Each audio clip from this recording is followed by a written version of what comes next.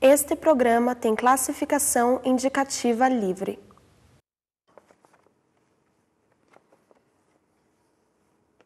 O horário gratuito de propaganda eleitoral completou esse ano meio século de história. O espaço desdenhado pelos políticos nos primeiros anos de funcionamento, hoje é a principal ferramenta de divulgação de ideias e projetos, principalmente na televisão. As campanhas eleitorais, que no passado eram tímidas e com poucos atrativos, ganharam ares de superprodução. Atualmente, o espaço é muito disputado por profissionais de comunicação, que ao longo do tempo criaram técnicas para melhor atingir o telespectador e, consequentemente, arrebanhar votos. Todos esses assuntos fazem parte do Politicom, Congresso Brasileiro de Marketing Político, realizado em Curitiba, e estão no Plural de hoje.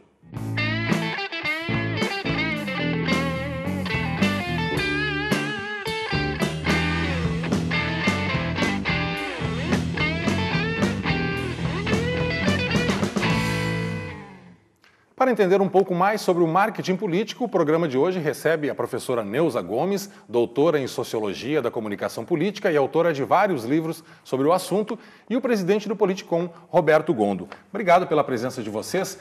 É verdade, pelo que eu li aí, que no começo da propaganda eleitoral gratuita, o espaço era mesmo desdenhado pelos políticos, quer dizer, não se acreditava, a mídia ainda não tinha o poder que tem hoje? Neuza, Roberto? Bem, bom, pode começar. Não, na verdade, Mauro, em primeiro momento eu agradeço, né, você, a sua equipe, por proporcionar esse debate, que eu acho que é um debate extremamente pertinente, a comunicação política contemporânea, apesar de falar do passado, mas tem um link muito forte, a questão do desenvolvimento para a população e hoje como estratégia. E vamos falar do presente também daqui a pouco mais, né?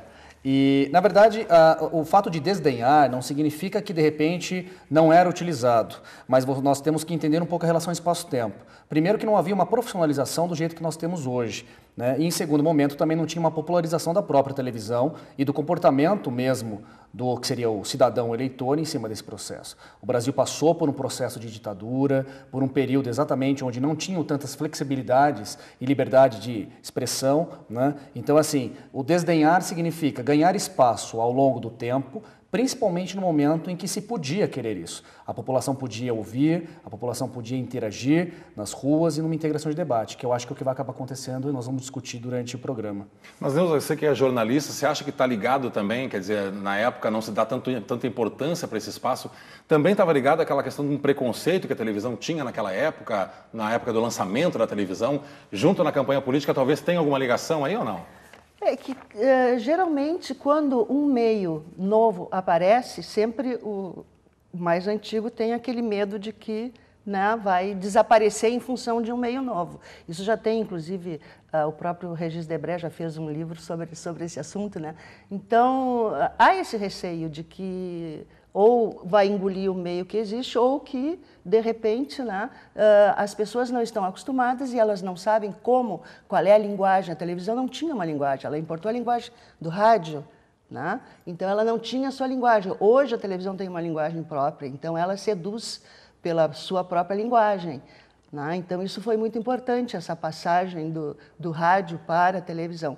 Mas eu queria fazer um comentário, se acho que é possível aqui, que tu disseste que as propagandas, publicidades políticas, eleitorais, antes eram, em épocas mais remotas, eram muito sérias. Não foi bem assim. Nós tivemos épocas na história, por exemplo, na época do Getúlio Vargas e outros, né, que vieram depois, onde a publicidade era até muito alegre. As marchinhas, as famosas marchinhas, né, que eram os jingles da época, né, eram muito alegres e a população gostava muito e eram muito populares, né? Talvez a publicidade impressa fosse mais sisuda, mais, né, assim, menos alegre ou menos, não tinha cores, né? Os santinhos continuam sendo a mesma coisa, só se incorporou a cor, né? Mas a gente selecionou uns trechos de algumas propagandas eleitorais. A gente vai ver agora um trechinho de uma propaganda eleitoral de 1976, que era na época da campanha para vereadores do Rio de Janeiro. A seguir, a propaganda eleitoral gratuita dos candidatos da Arena a vereador do município do Rio de Janeiro.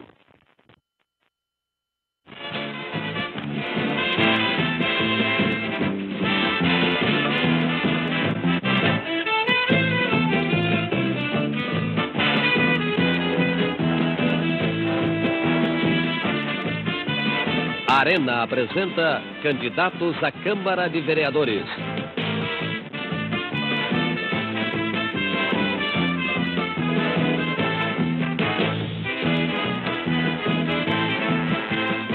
Arthur Bravo, Arena número 2231. Funcionário da Companhia Docas do Rio de Janeiro. Professor do ensino técnico e médio. Profissional de Relações Públicas e universitário de Direito da Gama Filho. Professor e diretor do Instituto Santa Inês e Suburbana de Educação e da Escola Técnica de Organização Arthur Bravo. Foi assessor especial do diretor do INES e coordenador do Centro de Proteção Comunitária do MEC, colaborador do Mobral.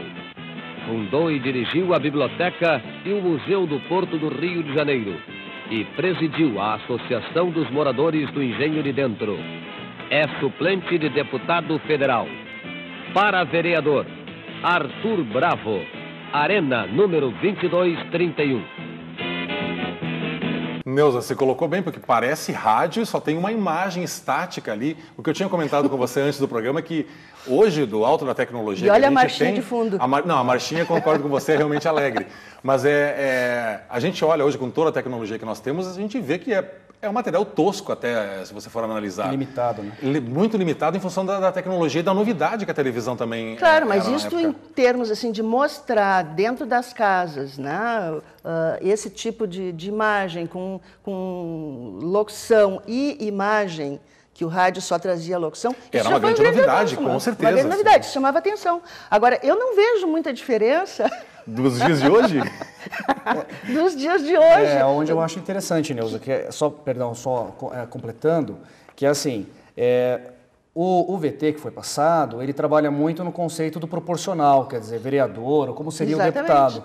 Então, se nós observarmos hoje, né, claro, na época nós tínhamos uma relação de espaço-tempo, era um período ainda na ditadura, você tinha uma inibição, é uma característica de uma consequência de não permitir realmente que os candidatos pudessem expor suas ideias. Só que hoje, vamos pensar assim, um partido pequeno não tem espaço na TV.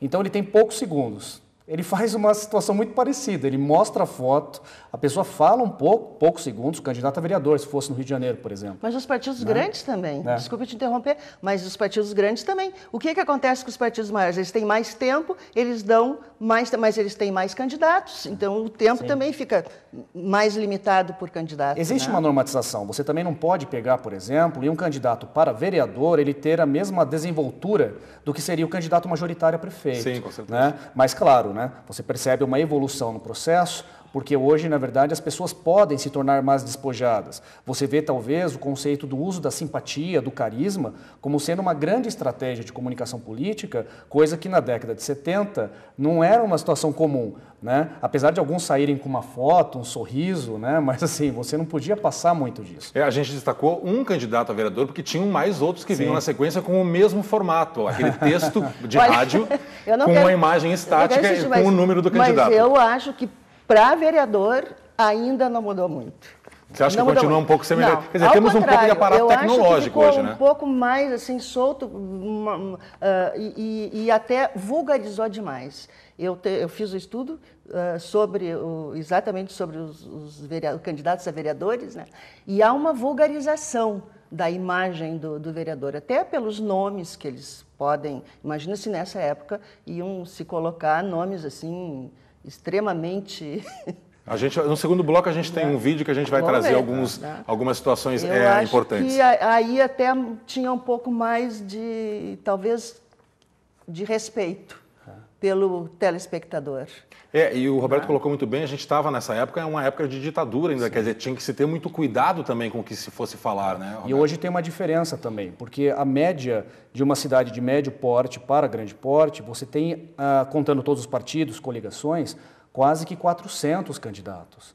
Então, normalmente, como uma campanha funciona no período eleitoral, você tem um dia que são para os candidatos a prefeito, por exemplo, e um dia para os vereadores.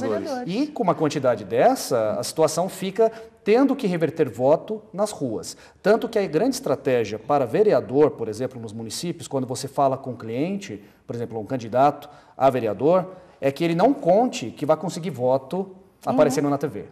Ele tem que criar estratégias em paralelo, ele tem que envolver hoje, no caso, as redes sociais, que na época, obviamente, e muito mais visita as suas bases, ou conquistar novas corpo bases. A corpo, o canvassing, como os americanos chamam, né? Que é essa visita corpo a corpo, bater nas portas. Isso, o vereador faz muito mais, né? Tem mais votos com isso do que com esse... A gente selecionou um outro vídeo, agora de 1989, com um candidato bem conhecido da televisão brasileira. Vamos ver. Chegou aquele que a gente queria para o Brasil governar.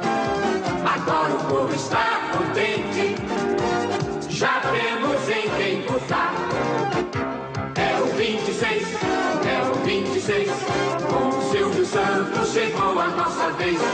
É o 26, é o 26, com o Silvio Santos chegou a nossa vez. Silvio Santos já chegou e é o 26. Silvio Santos já chegou e é o 26. Silvio Santos já chegou e o Brasil ganhou 26.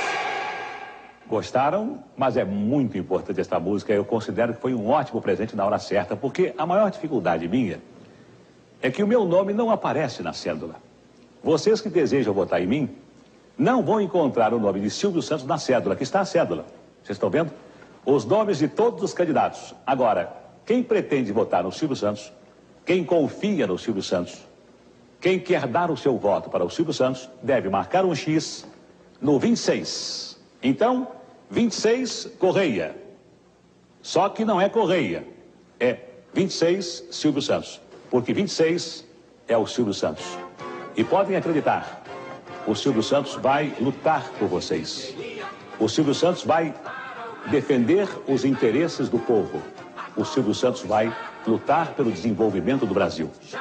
Quem confia em mim, quem acredita em mim, deve votar no 26. Marquem o 26. É o 26, é o 26, com o Silvio Santos chegou a nossa vez. Silvio Santos já chegou e é o 26. Silvio Santos já chegou e é o 26. Silvio Santos já chegou. Da ideia, porque assim, primeiro que o Silvio Santos ele é emblemático. Né? A situação dele como apresentador mesmo televisivo, ele tem uma história de envolvimento com a população. E olha como tem uma diferença, né, Mauro? Agora, o trabalho todo em cima disso é em cima de um candidato a prefeito, no caso presidente, mas majoritário. E que você tem tempo de TV, você gasta muito mais. Claro que agora é interessante falar, é uma campanha de 89, você já tinha alguns recursos tecnológicos. Muitos efeitos, exatamente. Efeitos técnicos ali. E a população querendo coisas novas. O Collor utilizou também, outros que todos tentaram utilizar.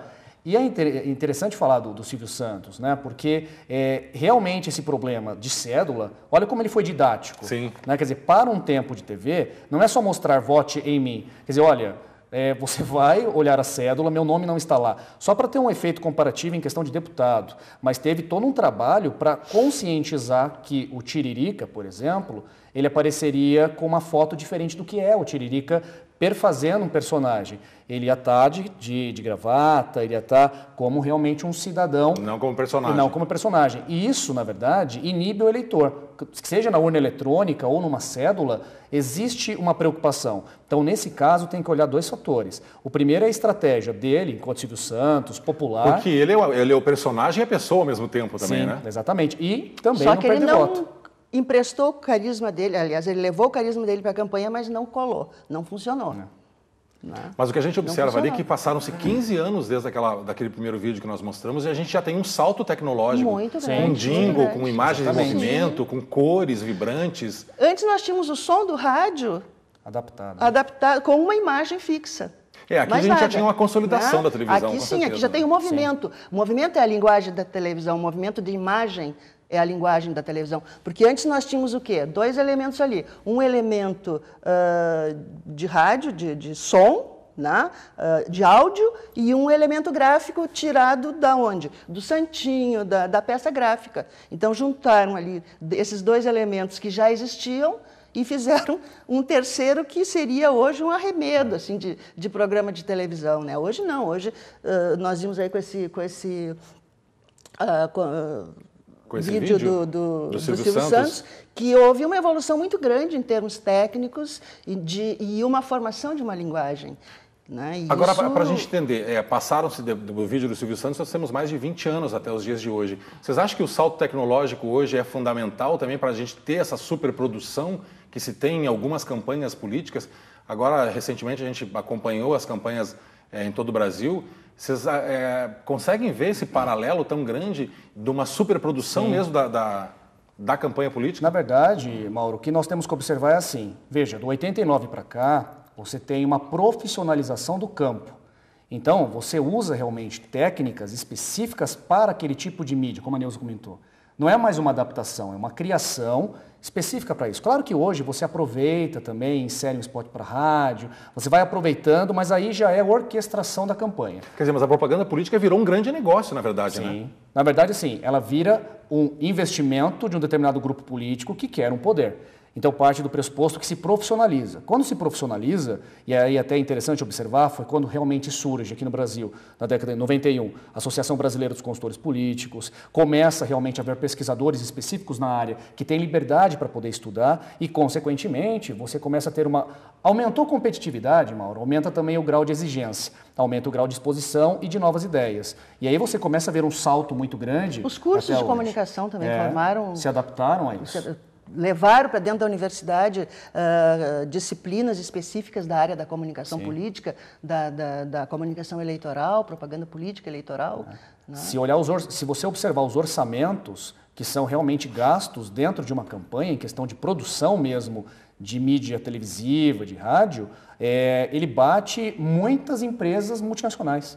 Então a preocupação ela é inerente, isso faz girar. Tem até um exemplo interessante de um colega da nossa área, que ele é do campo pragmático, não é acadêmico, mas quando o Duda Mendonça comenta, o Nizam já chegou a comentar, que é assim, em campanhas majoritárias, principalmente campanha federal, a televisão faz diferença. É a televisão que elege. Nós estamos falando de um voto aqui, por exemplo, de nós que somos urbanos, trabalhamos e moramos dentro de uma capital, de um estado, mas imagina também que o mesmo eleitor no processo democrático, o mesmo peso do voto, né, de um eleitor que de repente pode estar no interior de um estado, numa vila extremamente afastada, onde o único acesso para ele ainda hoje é a TV. Televisão. Então a TV faz girar quando é uma campanha majoritária. Então tem que apostar, tem que fazer realmente um evento como se fosse a emoção de uma novela, né, para você conseguir esse envolvimento, né? Bom, e essas técnicas de produção de uma propaganda eleitoral estão no próximo bloco, o Plural volta já.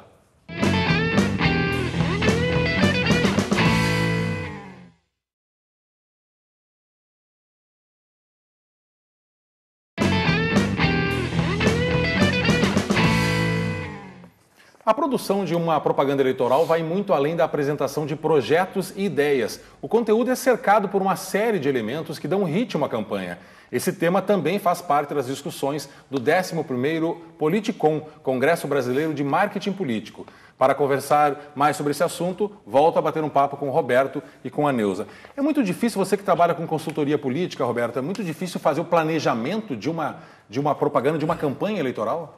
Então, uma campanha eleitoral, nós temos níveis, né, e eles são normalmente amparados pelo tamanho da cidade, e aí, sem contar o nível de dificuldade do candidato. Mas normalmente você tem o trabalho em cima da dimensão da cidade. Se vai ter segundo turno ou não, como que é o cenário, o contexto. Claro que é diferente você trabalhar, por exemplo, lá em São Paulo, trabalhar em Curitiba, do que você trabalhar dentro de uma eleição para uma cidade que tem 9 mil eleitores, né? Mas as estratégias são necessárias para todas elas. Claro que a sinestesia, a ideia do corpo a corpo, ela vale mais em uma eleição menor, né? Não que a outra não tenha necessidade, mas como que um candidato aqui em Curitiba consegue percorrer todos os bairros?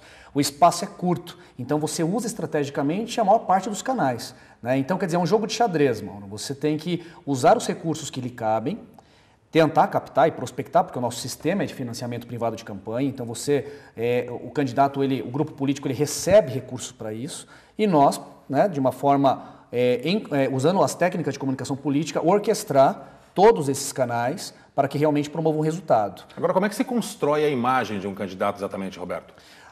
Eleições, normalmente nós consideramos assim: perder uma eleição não significa que você perdeu praticamente toda a sua carreira política, né? Construção de imagem, ela vai de acordo com as batalhas eleitorais, né?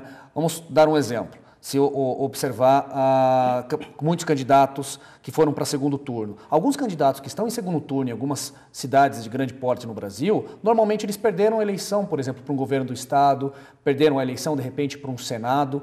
E o que explica que provavelmente hoje ele ganhe? Né? Significa que o fato de um espaço-tempo lhe propiciar perder não significa que é porque você é ruim. É porque, às vezes, teve um efeito de uma terceira via que foi muito mais forte. Você, de repente, não estava numa sintonia com o eleitor naquele momento. Né? Então, construção de imagem demora. Né? Mas, óbvio, quanto mais recurso financeiro você tem, com uma boa estratégia, você consegue reverter resultado. Mas numa campanha eleitoral, por exemplo, um candidato que não tenha, digamos assim, uma popularidade muito grande ou que não é muito conhecido, de que forma se faz para concretizar essa imagem perante ao público, ao telespectador e, consequentemente, no caso do que a gente está falando de marketing político, o eleitor, de que forma faz para que esse candidato tenha uma penetração maior nesse público, nessa massa, de que forma que ele se torna conhecido? Como é que se concretiza, na verdade, essa imagem? Tá, vamos pensar assim. Candidatos majoritários, então candidato a prefeito. Quando ele não é conhecido, você tem que fazer um trabalho em cima da identificação que ele tem com uma determinada camada da população. Ele tem que ter base primeiro. Ele tem que fortalecer uma base, por exemplo, um empresário. Ele tem que estar sempre com as associações comerciais, ele tem que estar com os grupos rotarianos, online, os grupos que, na verdade, mantêm investimentos, apoios para a sua candidatura. E aí sim, ele conquistar novos públicos, porque a eleição majoritária não é um pouco diferente da proporcional, por quê? Imagina um empresário, um médico, por exemplo. O médico ele tem uma adesão e uma aderência a determinado tipo de população. Se ele atende uma população carente, ele tem uma base de um público mais periférico, que é o que vai eleger. Né? Agora, quando você é prefeito, quando você é governador ou candidato a presidente, você precisa da maior parte dos votos possíveis. Então, qual que é o primeiro passo? Saber quem é o candidato, como que eu consigo trabalhar e o que ele fez de bom. Né? E se tem fatores ruins, como que eu consigo reverter esses fatores para que ele não seja super exposto na mídia? Nós não podemos esquecer que hoje, dentro de uma estratégia de grande porte de comunicação política eleitoral, é mais uma ação de contra-propaganda, rebatendo o que os opositores colocam para você, isso quando o candidato tem uma superexposição. Como exemplo, nós temos em São Paulo, né, entre um candidato novo, relativamente novo, não só de idade, mas de atividades profissionais como é o Haddad, e o José Serra, que já está superexposto na mídia. Então, quer dizer, ele tem sempre que ficar se desviando na defensiva. Mas tem rejeição. Exatamente. Mas, quer dizer, a imagem não está muito Mas nesse caso, ainda, o candidato né? que já é muito conhecido tem que ficar na defensiva daí? Depende, porque no caso dele, em especial, ele conquistou uma rejeição muito alta. Né? Aderente a partido, às vezes ao biotipo, característica de comportamento. Então, isso deve ser trabalhado também. Só que aí o que nós temos que entender é que isso não é um padrão. Nós estamos trabalhando com pessoas. Né? A química de uma eleição é emoção. Emoção, persuasão, orquestração e condução. Né? Para quem está assistindo o programa e de repente quer entender um pouco mais, é interessante você observar alguns teóricos que desde a década de 50, 60, 70 trabalham em cima disso. Persuasão política, trabalho numa concepção ideológica, envolvimento da população. E é sempre, eleições principalmente, o recorte eleitoral é uma estratégia que não dá para fazer e depois de uma semana voltar e verificar resultado, como é o marketing convencional. Né, em que você faz a ação e depois busca o resultado. É um acompanhamento 24 horas por dia.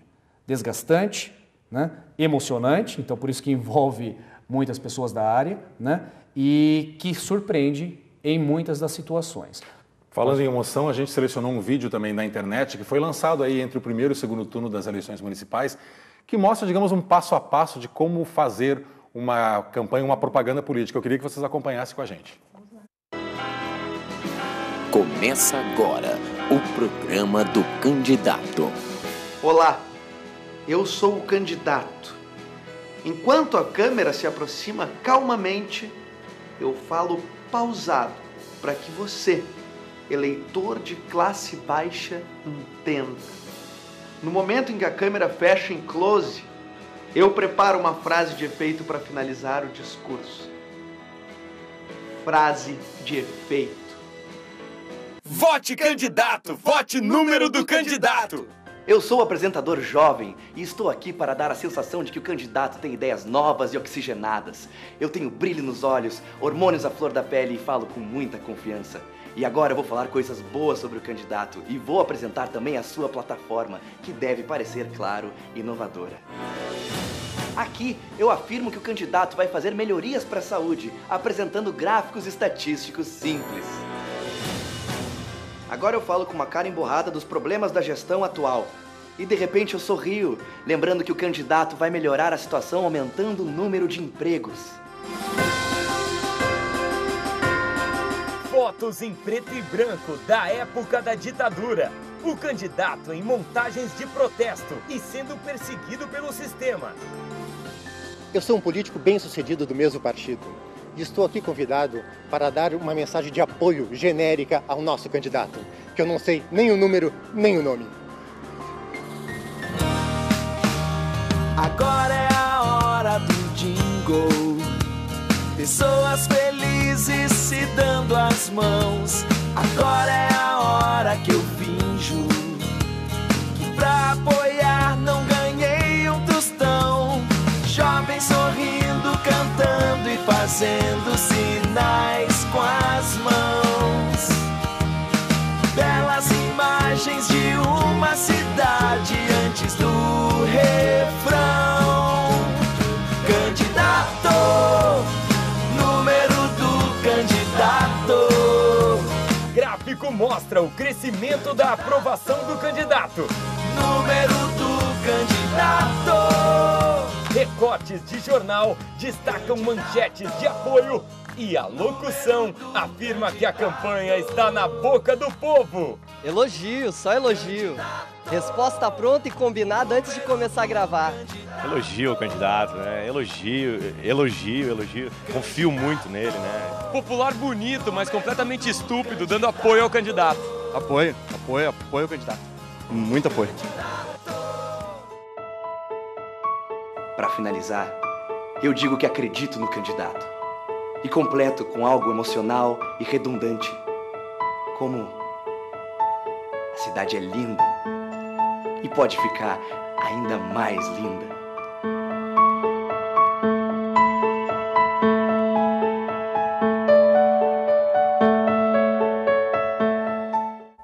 Tem um tom de brincadeira o vídeo. Vocês conheciam já esse vídeo ou não? Sim, já. Visto? Na verdade, ele transitou muito, principalmente na época do primeiro turno, nas redes sociais, né? E as pessoas, inclusive, não sei se aconteceu com a Neuza, mas muitos alunos brincando comigo, né? Na verdade, os alunos de pós-graduação, que eu trabalho com comunicação política, falando assim, poxa, muitas coisas você comenta em aula, né? Que tem que tomar cuidado, deve fazer, não deve fazer, né? E é interessante, assim, esse vídeo teve uma grande repercussão, porque ele, na verdade, escancara um pouco... Uma fórmula, né? Exatamente. Exato, mas olha como é engraçado. A população enxerga um indivíduo como um consumidor também. Nós temos exigências, nós gostamos de estímulos mercadológicos, gostamos de uma ótima embalagem, temos toda uma preocupação para deixar um ponto de venda bem trabalhado, para deixar, de repente, a melhor propaganda de automóvel para te levar à concessionária, né? A campanha política, ela segue a mesma situação, só que você não tem o gasto do dinheiro, né? O que te traz um envolvimento, né? E aí, dependendo da classe, quando a classe vai ficando menor de renda e a instrução concomitante ficando um pouco menor também, você começa a ter algumas pessoas que vão se envolvendo pela emoção, como comentei no primeiro bloco, né? O que seria emoção? Emoção não é fazer chorar, mas é fazer ficar emocionado, né, de enxergar apelos, estímulos, felicidade, alegria. Sensibilizar. Exatamente. E ali eles trabalham bastante, pelo que a gente observou no vídeo, e no dia a dia de uma campanha a gente observa isso também, com o jingle, com o tom de voz, com a linguagem. Quer dizer, são elementos que compõem toda... Tem todos os recortes que tem numa campanha majoritária, porque a campanha proporcional de candidatos a vereadores não tem condições de fazer uma campanha como essa, nem tempo, nem verba, né? O que tem acontecido agora é que as redes sociais, elas contribuem. Muitas pessoas, às vezes, comentam, fazem entrevistas, no que nós passamos, perguntando se a internet, ela elege, né, a web em si, as redes sociais. Ela não necessariamente elege, não dá para deixar isso, porque todo mundo vê, significa que todo mundo vota. Não significa. Mas você consegue permitir hoje que um candidato a vereador, ele também tenha testemunhos, ele grave vídeos, se alguém entrar no site, ele consegue fazer o acompanhamento dele nas ruas pedindo voto, coisa que você não conseguia antes dessa convergência tecnológica dos tablets, dos smartphones, né? Então, isso é importante, está tendo um dinamismo. Agora, Qual que é a grande estratégia? Que aí fica engraçado no vídeo, né? Por exemplo, vai chegar no segundo turno, são só 2 candidatos. Então o semblante do apresentador jovem sempre fica triste, no opositor, alegre ou desafiador, né? A campanha eleitoral, ela representa simplesmente o que nós somos no nosso dia a dia. Ficamos nervosos, tristes, sonhamos, objetivamos e não necessariamente fala sobre propostas com um determinado tipo de fundamento.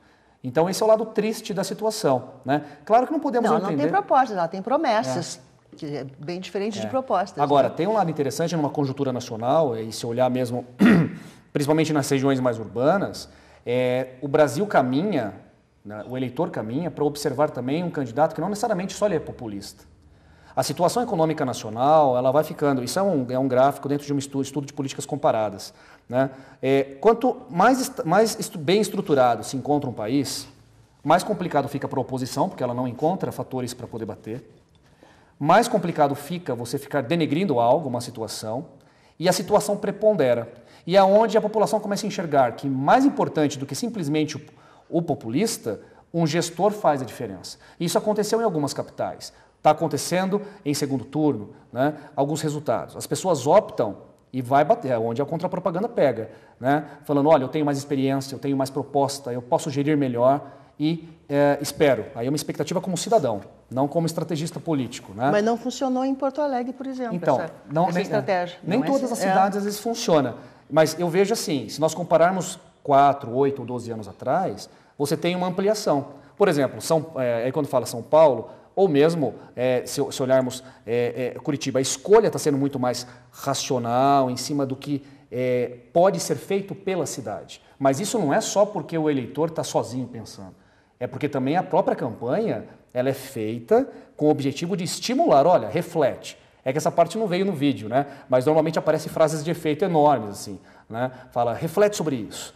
O que você acredita? O que você quer? Deixa a pessoa preocupada, a pessoa fica chateada com algumas coisas e leva a mudar seu voto de repente, última hora. Né? E tem que dar um equilíbrio entre esse racional e o emocional, porque uma campanha só racional também não convence. Tem que ter um equilíbrio. Tem que ter um equilíbrio emoção e razão.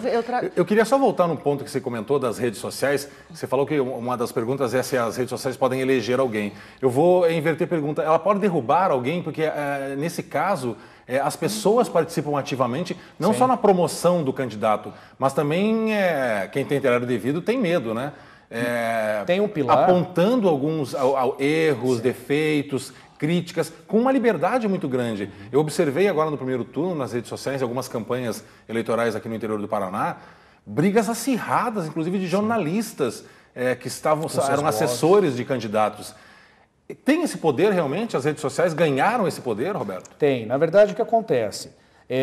Isso é um princípio que está sendo trabalhado com os consultores políticos que envolvem estratégias de construção de imagem. A grande capacidade que você tem que ter em uma campanha é capacidade de monitoramento. Você tem que... A equipe que conseguir criar uma boa estratégia, alinhar o orçamento, criatividade, recursos e analisar a situação, que nós chamamos de análise de cenário, diagnóstico, da melhor forma possível, monitorando mesmo. As redes sociais, todos os veículos e canais de comunicação conseguem inibir ações que de repente prejudicam o candidato. O que acontece? Nós temos muitas informações que de repente nem são verdadeiras, mas quando vê elas já se tornam supostos fatos. E isso você não tem tempo para provar, né? Nem sempre a pessoa enxerga ou está assistindo, mas você não assiste aquele horário eleitoral de quarta-feira, que foi o horário eleitoral que eu tentei explicar que o meu candidato não fez aquilo. Então tem que tomar muito cuidado, sim. Eu acho que a internet hoje, o contexto das redes sociais, ele contribui muito mais para o candidato novo, que tem rejeição pequena, então, portanto, ele tem uma liberdade maior para trabalhar, do que o candidato que já tem uma superexposição. Exatamente, porque, querendo ou não, vários fatos vêm à tona. Nem todo gestor antigo ele faz uma gestão perfeita, né? Ele fez 4 anos uma gestão perfeita, ou quase perfeita. Ele errou em 2 fatores. Esses 2 fatores vão ser massacrados no momento eleitoral, né? Como acontece às vezes quando fulano foi ministro e errou em uma determinada ação nacional. E carrega para o resto da vida. Exatamente. Isso sem contar quando ele fala alguma coisa preconceituosa, por etnia, e que ou fica marcado por isso para sempre. Aí sim você vai ficar estigmatizado. E aí é um grande problema. Ok. Né? A gente continua falando sobre o Politicom no próximo bloco.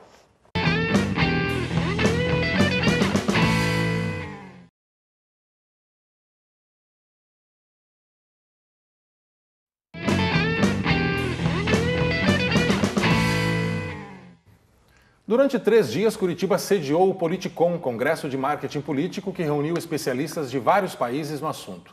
Foram realizadas palestras, mesas redondas, oficinas e apresentação de trabalhos científicos. Roberto, que importância tem a realização de um evento desse peso, desse nível, em Curitiba pela primeira vez fora de São Paulo?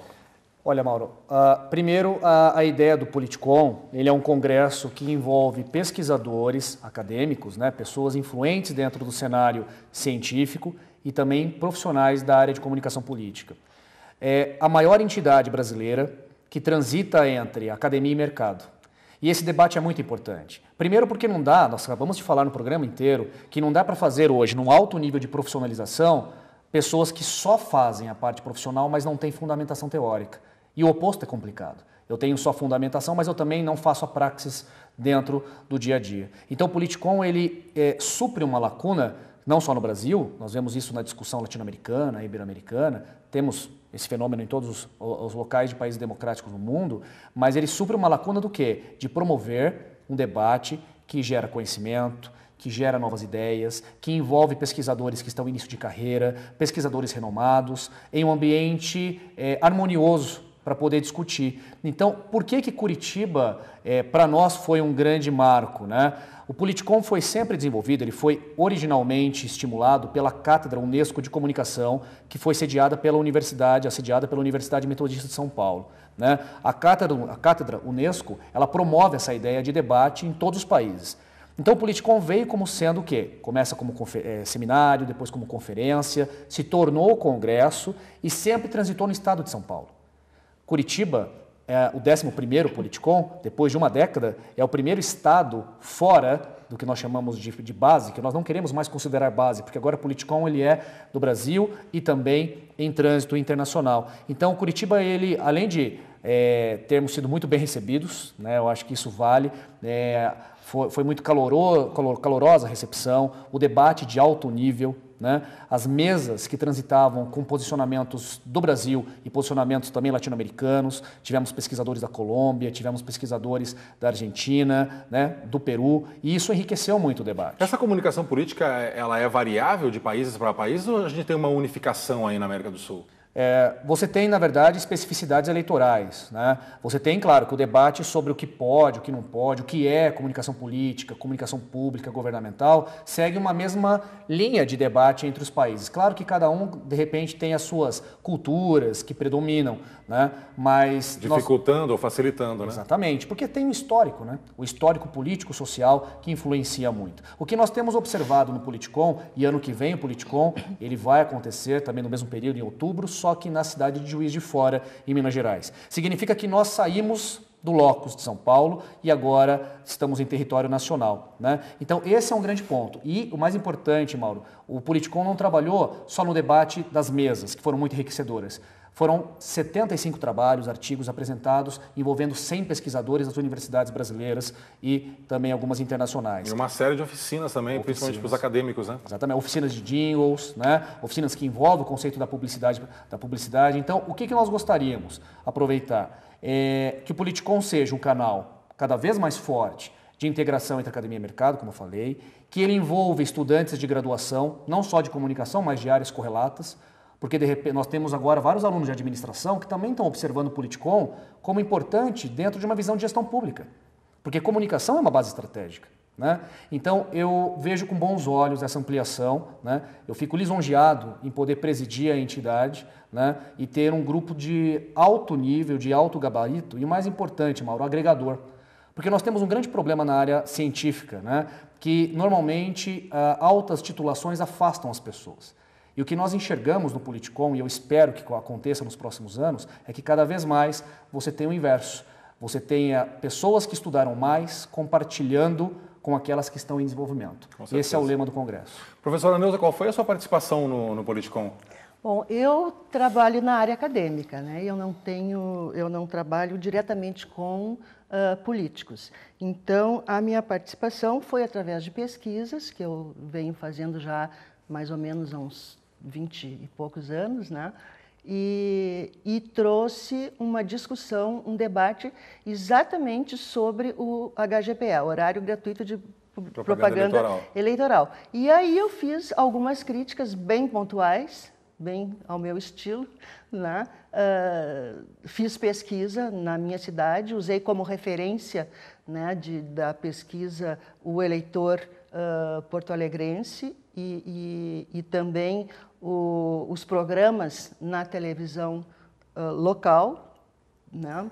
Tínhamos candidatos a prefeito e a vereadores, e eu então fiz um levantamento crítico de problemas que, através das pesquisas que eu apliquei e venho aplicando já há diversos anos, né, no cidadão, não só no eleitor, mas no cidadão, há uma diferença entre o eleitor e o cidadão, né? O cidadão, muitos cidadãos não estão votando porque não têm idade ainda ou porque já não precisam mais votar e não querem usar esse direito, né, de votar, esse dever de votar.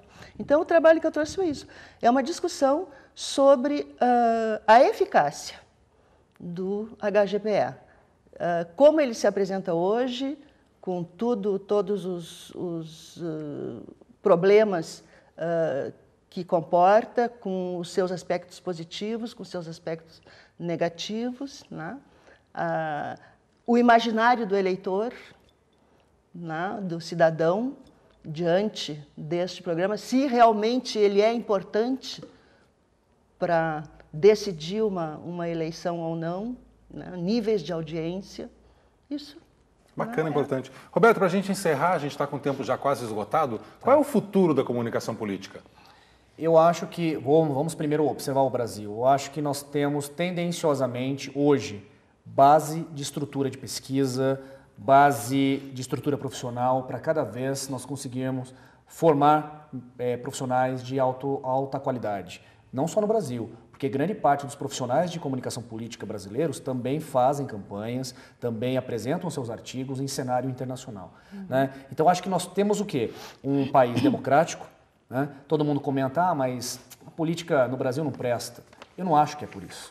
Eu acho que nós temos esses momentos de deteriorização mesmo de alguns candidatos, de alguns políticos no mundo inteiro.